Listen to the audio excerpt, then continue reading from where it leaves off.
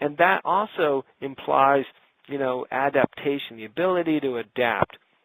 And we talk about, how to do that from, new focus groups of information or product development perspective or, other aspects. But goodness, there's even issues within your tools that can help with that. And it's so interesting talking with different people about the different types of meetings going on within their organization, and the tool set's always the exact same.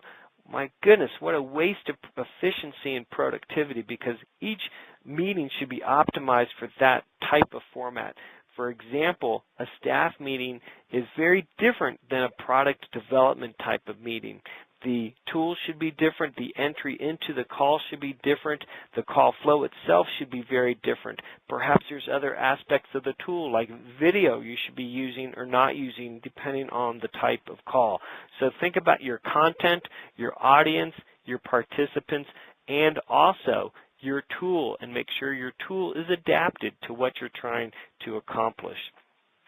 Keep in mind that having, a generic format for every single meeting, using generic tools, having, the default always in place is sapping the energy from your organization.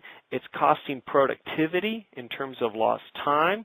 Lost time equates to dollars and cents, but more importantly, there's an enormous amount of frustration people feel when they're in meetings that aren't efficient and effective.